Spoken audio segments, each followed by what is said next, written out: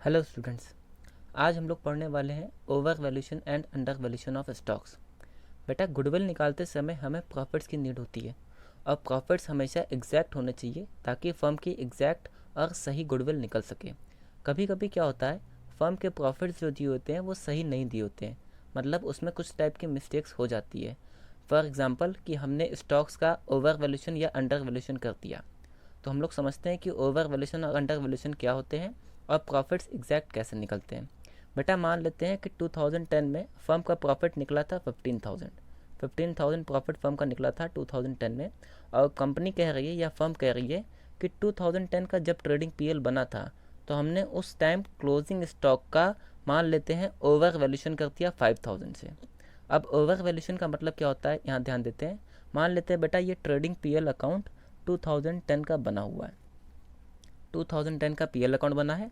और मान लेते हैं बेटा, यहाँ पे सेल है 10,000 की, क्लोजिंग स्टॉक है 10,000, परचेजेस है 5,000 की और प्रॉफिट यहाँ पे निकल आ गया 15,000, जो कि कंपनी ने बताया है, फर्म ने बताया कि 2010 में प्रॉफिट कितना है 15,000। प्रॉफिट फर्म ने निकाला है 15,000। सपोज एग्जांपल करते हैं कि ये कंपनी का या फर्म का प्रॉफिट लॉस अकाउंट है। अब फर्म क्या बोल रही है कि हमने सर इस साल क्लोजिंग स्टॉक का ओवर वैल्यूशन कर दिया 5,000 से, मतलब ये जो कंपनी ने 10,000 दिखाए हैं ये 5,000 ज़्यादा दिखा दिए हैं। अब 10,000 दिखाने से प्रॉफिट कितना आएगा कंपनी का 15,000। अगर ये कंपनी ने 10,000 जो दिखाया ये 5,000 ज़्यादा है, तो यहाँ पे होना कितना चाहिए था? आप बोलेंगे सर यहाँ पे इसका मतलब 5,000 होना चाहिए था। कितना होना चाहिए था? 5,000। अगर 5,000 होना चाहिए था सर, कैसे 5,000 होना चाहिए था? क्योंकि सर यहाँ पे हमने 5,000 ज़्यादा दिखाया है, ज़्यादा दिखाने से क्या है वो 10,000 रिकॉर्ड हो गया और गलती से होना कितना चाहिए था 5,000। तो हम इसको 5,000 अगर सही करें तो प्रॉफिट कितना आएगा ये देखना होगा। बेटा, अगर यहाँ पे हमने 5,000 मान लेते कर दिया तो 10 और 5 15 हो जाना चाहिए टोटल। और 15 में से अगर आप माइनस कर देंगे 5,000 तो प्रॉफिट कितना आ जाएगा जो कि सही होगा? 10,000 का प्रॉफिट आ जाएगा। तो हमारा सही प्रॉफिट कितना होगा? 10,000। तो हमें अपने प्रॉफिट में से क्या करना पड़ेगा, ये जो ओवर वैल्यूशन हो गया था क्लोजिंग स्टॉक का, इसके लिए प्रॉफिट को 5,000 रिड्यूस करना पड़ेगा ताकि प्रॉफिट हमारा क्या आ जाए, एग्जैक्ट सही आ जाए, जो कि यहाँ पे भी दिख रहा है 10,000। अब क्योंकि ये एग्जाम्पल हमने लिया है, आपने ये नहीं बनाना है, ये केवल समझाने के लिए आप अपने प्रॉफिट को रिड्यूस कर देंगे। जब भी आपका क्रेडिट साइड, ध्यान दीजिएगा, जब भी आपका क्रेडिट साइड कम होगा तो आपके प्रॉफिट भी क्या होंगे? कम हो जाएंगे। अगर क्रेडिट साइड कम होगा, इनकम साइड आप कह सकते हैं, इनकम साइड कम होंगे तो प्रॉफिट भी क्या हो जाएगा? कम हो जाएगा। इनकम साइड बढ़ेगा तो प्रॉफिट भी बढ़ जाएगा। अब क्लोजिंग स्टॉक को क्या किया है, ओवर वैल्यूड किया गया था तो हमें कम करना पड़ेगा। अब जो कि 5,000 था तो हमने क्या किया है, क्लोजिंग स्टॉक को रिड्यूस किया है, क्रेडिट साइड को कम किया है, तो प्रॉफिट भी अपना क्या हो जाएगा? कम हो जाएगा। तो आप यहाँ पर लिख सकते हैं, एक हमने चार्ट बनाया है कि क्लोजिंग स्टॉक अगर ओवर वैल्यूशन होगा तो आप प्रॉफिट को क्या करेंगे? रिड्यूस कर देंगे। प्रॉफिट क्या हो जाएगा हमारा? रिड्यूस हो जाएगा। क्लोजिंग स्टॉक का ओवर वैल्यूशन आप समझ गए हैं। अब हम समझाते हैं आपको क्लोजिंग स्टॉक का अंडर वैल्यूशन। अब हम एग्जांपल लेते हैं बेटा अंडर वैल्यूशन का। मान लेते हैं बेटा सेकंड केस, 2010 में प्रॉफिट कंपनी ने दिखाया या फर्म ने दिखाया 15,000 का, और फर्म बोल रही है कि सर 2010 में हमने क्लोजिंग स्टॉक का अंडर वैल्यूशन किया है 5,000 से। इसका मतलब क्या है बेटा, हमने ये जो क्लोजिंग स्टॉक यहाँ पे शो किया है ये 5,000 से कम शो है। अंडर वैल्यूशन मतलब 5,000 से कम रिकॉर्ड है। अगर 5,000 से कम रिकॉर्ड है बेटा तो यहाँ पे होना कितना चाहिए था? सर यहाँ पे होना चाहिए था 15,000, 15,000 होना चाहिए था। अगर बेटा 15,000 होता तो प्रॉफिट कितना आता? आप बताएंगे सर 25,000 में से 5,000 डिडक्ट हो गए तो प्रॉफिट आ जाएगा आपका 20,000। प्रॉफिट कितना आना चाहिए था? 20,000, जो कि गुडविल निकालने में यूज़ होगा। तो बेटा आपको जो प्रॉफिट क्वेश्चन में दिया हुआ 15,000, उसमें आप क्या करेंगे? 5,000 ऐड कर देंगे ताकि हमारा एग्जैक्ट प्रॉफिट आ जाए, दैट इज़ 20,000। ये देखिए, अगर हम 5,000 को ज़्यादा कर देंगे यानी क्लोजिंग स्टॉक को इंक्रीज़ कर देंगे तो प्रॉफिट कितना हो जाएगा? इंक्रीज़ हो जाएगा 5,000 से। यहाँ पे हमने भी क्या किया है, 5,000 से प्रॉफिट इंक्रीज़ कर दिया है। अब मैंने अभी बताया, क्रेडिट साइड इंक्रीज़ होगी तो प्रॉफिट इंक्रीज़ होगा, क्रेडिट साइड डिक्रीज़ होगी तो प्रॉफिट भी क्या होगा? डिक्रीज़ होगा। तो बेटा हम यहाँ टेबल पे भी लिख देते हैं, क्लोजिंग स्टॉक का अंडर वैल्यूशन में प्रॉफिट्स को क्या करते हैं? इंक्रीज़ करते हैं। ये था बेटा over valuation and under valuation of closing stock. अब हम लोग पढ़ेंगे under valuation and over valuation of opening stock. बेटा अब हम एग्जांपल लेते हैं over valuation of opening stock. अब बेटा हम बात कर रहे हैं ओपनिंग स्टॉक की। मान लेते हैं बेटा 2011, आपने केवल 2011 देखना है। बेटा ये 2011 में फर्म बोल रही है कि कंपनी का प्रॉफिट, फर्म का प्रॉफिट जो है 20,000 है 2011 में। अगर मान लेते हैं 2011 का प्रॉफिट लॉस बना होगा, सपोज़ कि प्रॉफिट लॉस अकाउंट शो कर रहा प्रॉफिट 20,000 का, जो कि कंपनी ने यहाँ रिफ्लेक्ट किया है। Sales 30,000, closing stock 20,000, opening stock 10,000 and purchase 20,000, तो प्रॉफिट आ गया 20,000 का। फर्म बोल रही है कि सर 2011 में हमने ओपनिंग स्टॉक का ओवर वैल्यूएशन कर दिया है 5,000 से, 5,000 से हमने ओपनिंग स्टॉक को ज़्यादा दिखा दिया। तो अब ओपनिंग स्टॉक अगर हमने ज़्यादा दिखाया 2011 में, केवल 2011 को देखिएगा, 2011 में हमने ओपनिंग स्टॉक को ज़्यादा दिखा दिया अगर 5,000 से, तो इसका मतलब एग्जैक्ट प्रॉफिट कितना होना चाहिए? सर ओपनिंग स्टॉक को ज़्यादा दिखाया है तो ओपनिंग स्टॉक इसका मतलब 5,000 होना चाहिए था। और प्रॉफिट फिर कितना आएगा? सर 50 में से 25 गया, इस 50 में से 25 गया, तो सर प्रॉफिट होना चाहिए था हमारा 25,000। कितना होना चाहिए था? 25,000। तो हम अपने प्रॉफिट को क्या करेंगे? In case of over valuation of opening stock, profit को क्या करेंगे? इंक्रीज़ कर लेंगे। अब कितना हो जाएगा प्रॉफिट? 25,000 हो जाएगा। और मैं फिर बता रहा हूँ बेटा, अगर डेबिट साइड आपका डिक्रीज़ होगा, मतलब एक्सपेंसेस आपके कम होंगे, एक्सपेंसेस कम होने पे, डेबिट साइड डिक्रीज़ होने पे प्रॉफिट्स आपके क्या होते हैं? इंक्रीज़ हो जाते हैं। एक्सपेंसेस कम होने पे, डेबिट साइड के कम होने पे प्रॉफिट बढ़ जाते हैं। तो ओपनिंग स्टॉक का ओवर वैल्यूएशन जब होगा तो हम क्या करेंगे? प्रॉफिट्स को इंक्रीज़ कर लेंगे। ये मैं यहाँ टेबल पे लिख दे रहा हूँ। ओपनिंग स्टॉक के ओवर वैल्यूएशन पे प्रॉफिट्स क्या होते हैं बेटा? इंक्रीज़ हो जाते हैं। ओपनिंग स्टॉक का ओवर वैल्यूएशन जब होगा तो प्रॉफिट्स आपको इंक्रीज़ करने पड़ेंगे, क्योंकि हमने गलत दिखा रखा है। ठीक है बेटा, अब आगे चलते हैं under valuation of opening stock पे। बेटा अब हम बात करते हैं ओपनिंग स्टॉक के अंडर वैल्यूएशन पे। अगला एग्जांपल लेते हैं बेटा। 2011 में फर्म का प्रॉफिट है 20,000 और फर्म बोल रही है कि 2011 में हमने इस ओपनिंग स्टॉक का अंडर वैल्यू किया है 5,000 से। मतलब यहाँ पे हमने 5,000 कम रिकॉर्ड कर लिया। अगर 10,000 कम रिकॉर्ड है तो इसका मतलब यहाँ पे कितना होना चाहिए था? सर यहाँ पे एक्चुअल में अमाउंट होना चाहिए था 15,000 ओपनिंग स्टॉक होना चाहिए था। अगर ओपनिंग स्टॉक आपने 50,000 किया होता तो प्रॉफिट कितना आता बेटा? 50,000 में से आप लेस करेंगे 35,000 और प्रॉफिट कितना आ जाएगा? 15,000।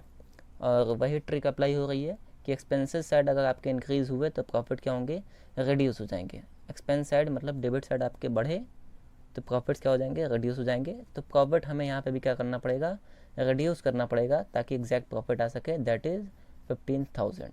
तो अंडर वैल्यूएशन अगर ओपनिंग स्टॉक का होगा, इसका मतलब ओपनिंग स्टॉक को इंक्रीज़ कर रहे हैं, डेबिट साइड बढ़ रहे हैं, तो प्रॉफिट्स क्या होंगे? आपके कम हो जाएंगे। तो बेटा हम यहाँ पे लिख देते हैं ओपनिंग स्टॉक के अंडर वैल्यूएशन में प्रॉफिट्स क्या हो गए? कम हो गए। तो ये था आपका logic opening stock under valuation and over valuation का, और क्लोजिंग स्टॉक के ओवर वैल्यूएशन और अंडर वैल्यूएशन का। अब बेटा एक एग्जांपल मुझे और देना आपको, तब तक आप इस टेबल को नोट कर लीजिए। चलिए बेटा बहुत ध्यान से देखिएगा। अब हमारे पास एक कंबाइंड एग्जांपल है। क्वेश्चन में क्या बोल रहा है? कंपनी ने 2010 के प्रॉफिट शो किए हैं 15,000, जो कि यहाँ पे निकल के आ रहा था, और कंपनी ने 2011 के प्रॉफिट शो किए हैं 20,000, जो कि इस एग्जांपल से हमने लिया कि 20,000 निकल के आ रहा था। ठीक है, एक क्वेश्चन में बोल रहा है कंपनी ने 2010 में क्लोजिंग स्टॉक का ओवर वैल्यूएशन कर दिया। 2010 में कंपनी ने ओवर वैल्यूएशन कर दिया क्लोजिंग स्टॉक का। बेटा कभी कभी क्या होता है, एक साल का इम्पैक्ट, एक साल के प्रॉफिट का इम्पैक्ट या एक साल के प्रॉफिट पे गलती का इम्पैक्ट दूसरे साल की गलती पे दूसरे साल पे हो जाता है। फॉर एग्जांपल बेटा इस साल का क्लोजिंग स्टॉक अगर मान लेते हैं ये 2010 है, ये 2010 और यहाँ पे आता है 2011, और हम लोग को पता है कि इस साल का क्लोजिंग स्टॉक दैट इज़ 10,000 अगले ही साल का ओपनिंग स्टॉक हो जाता है। इस साल का बचा हुआ स्टॉक जो बिका नहीं है वो अगले साल क्या हो जाएगा? ओपनिंग स्टॉक हो जाएगा। अगर इस साल के स्टॉक में कोई मिस्टेक हमने की तो वो ऑटोमेटिक मिस्टेक इस साल में होनी ही होनी है। तो क्वेश्चन ये आपको नहीं बताएगा कि 2011 में क्या मिस्टेक हुई।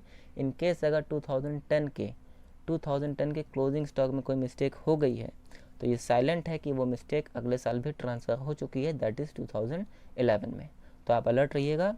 2010 में अगर क्वेश्चन में बोल रहा है कि ओवर वैल्यूएशन हमने क्लोजिंग स्टॉक का कर लिया, मान लेते हैं 5,000 का, क्वेश्चन में कह रहा है कि 5000 का हमने ओवर वैल्यूएशन कर दिया है क्लोजिंग स्टॉक का, तो इसका मतलब ओवर वैल्यूएशन ओपनिंग स्टॉक का भी हो चुका है 2011 में।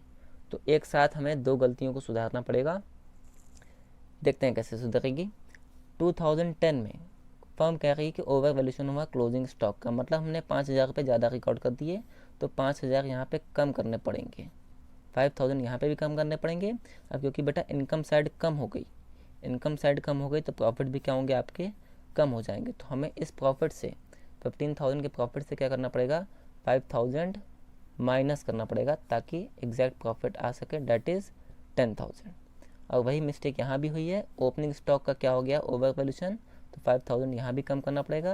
अब क्योंकि एक्सपेंस साइड कम हुए हैं, डेबिट साइड कम हुए हैं, तो प्रॉफिट्स क्या होगा, इंक्रीज़ हो जाएगा, यहाँ पे आ जाएगा 25000। तो यहाँ के प्रॉफिट में क्या करना पड़ेगा, 2011 के 5000 ऐड करना पड़ेगा ताकि हमारा एग्जैक्ट प्रॉफिट आ सके। तो ये था बेटा कंबाइंड इफेक्ट किसी एक साल के प्रॉफिट में अगर कोई गलती हो गई हो तो ये था बेटा treatment of over valuation and under valuation of stocks, that is both opening and closing stock. तो इस टेबल को बेटा ध्यान से देखिएगा आप, और एग्ज़ाम में फिर अब कोई दिक्कत नहीं होगी आपको। अगला टॉपिक हम लोग पढ़ने जा रहे हैं, treatment of abnormal profit and abnormal loss. अब हम बेटा बात करते हैं एबनॉर्मल प्रॉफिट और एबनॉर्मल लॉस की। बेटा प्रॉफिट कंपनी के दो टाइप के हो सकते हैं, एक होते हैं बेटा नॉर्मल प्रॉफिट, जो कंपनी अपनी नॉर्मल ऑपरेटिंग एक्टिविटी या आप ये कह लीजिए जिस चीज़ में कंपनी डील करती है, जो कंपनी का मेन काम है, उससे अर्न करती है, उसको बोलते हैं नॉर्मल प्रॉफिट। और दूसरा होता है एबनॉर्मल प्रॉफिट, जो कंपनी अपनी नॉर्मल एक्टिविटी से अर्न नहीं करती। नाम में ही रखा हुआ बेटा, abnormal means which is not normal. तो ऐसे प्रॉफिट को हमने नहीं लेना है जो कंपनी के day to day business operation से रिलेटेड नहीं है, क्योंकि बेटा हम फर्म की गुडविल निकाल रहे हैं और गुडविल निकलती है on the basis of profit. तो कंपनी का प्रॉफिट जिस चीज़ में कंपनी डील करती है उसी प्रॉफिट को कंसीडर करना है। फॉर एग्जांपल बेटा, अब हम एग्जांपल पे आते हैं। मान लेते हैं कंपनी का प्रॉफिट, कंपनी अपने पीएल अकाउंट में दो प्रॉफिट या आप ये कह लीजिए टोटल प्रॉफिट शो करती है। मान लेते हैं कंपनी के पीएल अकाउंट में आ रहा है टोटल प्रॉफिट 20000। तो ये कंपनी के सारे प्रॉफिट जहाँ जहाँ से कंपनी को गेन हुआ उन सबको मिला के कंपनी अपने ट्रेडिंग पीएल में शो करती है टोटल प्रॉफिट 20000। अब बेटा मान लेते हैं कंपनी के पास नॉर्मल प्रॉफिट जो उसकी सेल थी, सेल परचेज या जिस चीज़ का कंपनी का बिजनेस है, उससे प्रॉफिट आया 15000 और कंपनी को कहीं से अब नॉर्मल प्रॉफिट आ गया 5000।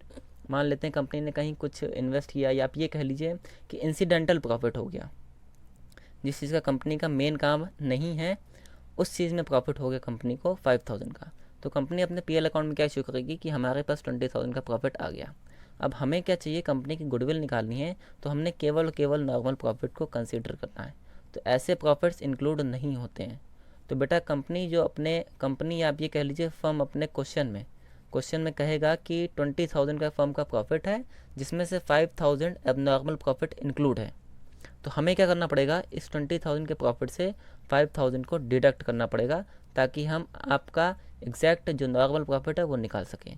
तो एबनॉर्मल प्रॉफिट को कंसीडर नहीं करते हैं, ऐसे प्रॉफिट को डिडक्ट कर देते हैं टोटल प्रॉफिट से। अब बात करते हैं एबनॉर्मल लॉस की। मान लेते हैं बेटा कंपनी के पास टोटल प्रॉफिट है 50000 जो कि कंपनी का पीएल अकाउंट शो करता है। मान लेते हैं कंपनी को नॉर्मल प्रॉफिट हुआ था अपनी एक्टिविटी से 80000 का, और उसी साल कंपनी को इंसिडेंटल लॉस, मान लेते हैं कोई abnormal loss that is incidental loss हो गया 30000 का। तो कंपनी ने क्या कहा कि हमारे पास टोटल प्रॉफिट है 50000 का, तो हम 50000 को कंसीडर नहीं कर सकते क्योंकि ये टोटल प्रॉफिट है। और हमें क्या है, ऐसे लॉसेस भी नहीं लेने हैं जो कंपनी के मेन एक्टिविटी से रिलेटेड नहीं है। तो हम क्या करेंगे, इस 30000 को वापस ऐड कर देंगे इस 50000 में ताकि कंपनी का नॉर्मल प्रॉफिट पता चल सके। तो एबनॉर्मल प्रॉफिट क्या होते हैं बेटा, डिडक्ट होते हैं। एबनॉर्मल प्रॉफिट लॉस क्या होते हैं, ऐड करने पड़ते हैं अपने टोटल प्रॉफिट में ताकि हम नॉर्मल प्रॉफिट्स को निकाल सकें। अब बेटा एक एग्जांपल और लेते हैं आपका ताकि अच्छे से समझ सकें। बेटा एग्जांपल लेते हैं कि कंपनी का 2010 का प्रॉफिट है 1 लाख, 2011 का है 50000 एंड 2012 का है 55000। क्वेश्चन बोल रहा है कि 2010 के प्रॉफिट में, इस प्रॉफिट में एबनॉर्मल प्रॉफिट इंक्लूड है 20000 का। कंपनी का टोटल प्रॉफिट शो हो रहा है 1 लाख और इसमें एबनॉर्मल प्रॉफिट है। तो हमने क्या सीखा है कि एबनॉर्मल प्रॉफिट को इंक्लूड नहीं करते हैं तो ऐसे सारे प्रॉफिट को एक्सक्लूड करना पड़ेगा, माइनस करना पड़ेगा। तो कंपनी का अब प्रॉफिट आ जाएगा कितना, 80,000 का। और सेकेंड ईयर दैट इज़ 2011 में कोई इन्फॉर्मेशन नहीं है, तो ये ऐसे ही रहेगा सेम एज इट इज़, इसको ऐसे ही उतार देंगे। और 55,000 दैट इज़ 2012 का, इसमें बोल रहा है कि कंपनी को एबनॉर्मल लॉस हो गया था 5,000 का, जो कि कंपनी की एक्टिविटी से रिलेटेड नहीं है। तो हमें ऐसे लॉस को क्या करना पड़ेगा, ऐड करना पड़ेगा, ताकि हम कंपनी का जो मेन प्रॉफिट है उसको निकाल सकें। तो ऐसे सारे ट्रीटमेंट आपको सही करने पड़ेंगे that is related to abnormal profit and abnormal loss. तो बेटा एबनॉर्मल प्रॉफिट जो होते हैं उनको वापस माइनस करना पड़ता है, और एबनॉर्मल लॉस को क्या करना पड़ता है, ऐड करना पड़ता है, ताकि हम कंपनी का फर्म का एग्जैक्ट प्रॉफिट निकाल सकें। तो बेटा आज हम लोग सीख चुके हैं over valuation and under valuation of stocks and abnormal profit and abnormal loss के ट्रीटमेंट। नेक्स्ट क्लास में हम लोग सीखेंगे रेवेन्यू एक्सपेंडिचर, जिनको हमने मान लिया होता है कैपिटल एक्सपेंडिचर, और कैपिटल एक्सपेंडिचर जिनको मान लिया होता है रेवेन्यू एक्सपेंडिचर। ऐसे इंपॉर्टेंट टॉपिक को सीखेंगे।